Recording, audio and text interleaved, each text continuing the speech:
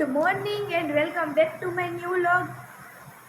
તો આજે મારા મમ્મી પપ્પા અને બાપુજીની બધા જમવા ગયા છે, બહાર શ્રાદ્ધ છે એટલે. એન્ડ હું અને દાદા ઘરે છીએ. તો આજે હું મારા અને દાદા માટે રસોઈ બનાવી. આજે મારા બાપુજીનો છોકરો રિયાન અને રિયુ બંને અમારી ઘરે આવ્યા હતા. તો એની સાથે મેં વાતો કરી અને મેં રિયાનને કીધું કે તું હાઈ કે, એટલે રિયાને તમને બધાને હાઈ કીધું. એટલે રિયાન તમને બધાને હાઈ કીધું, તમે બધા પણ કોમેન્ટમાં હાઈ કહી દો રિયાનને.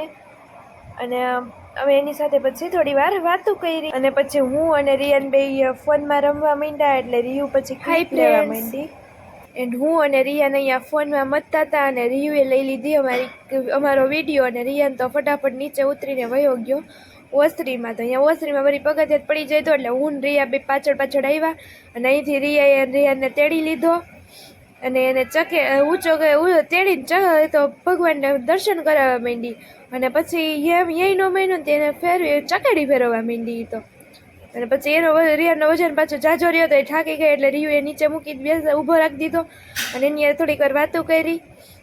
અને એ તો તોય ભગવાનના દર્શન કરવા હતા. તો એ દર્શન તો એ લાંબી ન ગયો એટલે ડાયરેક્ટ છાશની મોટર પાસે વયો ગયો અને છાશની મોટર ને અડીને જોવા માંડ્યો કે હું અહીંથી છાશ કેમ કરું. તો એ છાશ તો કંઈ એને હાથેથી તો કંઈ છાશ ફરે નહીં.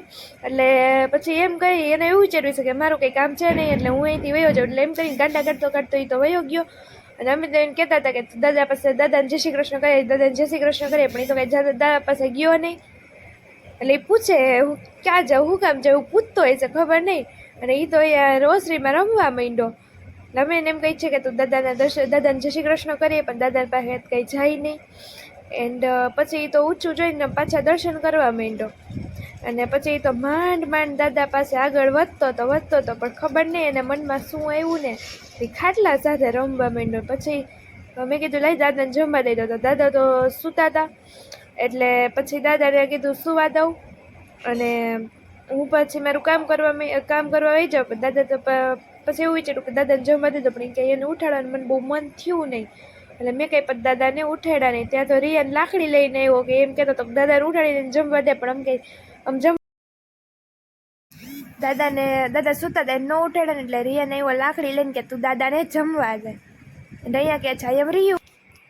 તો ગાઈસ આજે તો તડકો નીકળ્યો છે. હમણાં 2-3 દિવસ બહુ જ વરસાદ આવતો હતો. એટલો બધો જ નહોતો આવતો પણ શું કહેવાય તડકો નહોતો નીકળતો. આજે તો તડકો નીકળ્યો છે એટલે મમ્મીએ પણ બધા કપડાં ધોઈ નાખ્યા છે. એટલે બધા કપડાં મોસ્ટ ઓફ તો સુકાઈ જ ગયા છે. એટલા બધા લગભગ નહીં સુકાણા હોય કેમ કે વરસાદ હતો એટલે. તો ગાઈસ બાપુજી જમીન આવી ગયા છે. તો આપણે એને પણ પૂછીએ કે શું જમવામાં હતું. શું જમ્યું? બધું હતું એવું ખાવાનું સારું છે.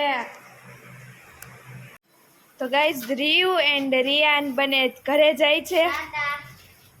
Tata bye bye. આમ જો દીકુ ટાટા એ કે નથી કરવું.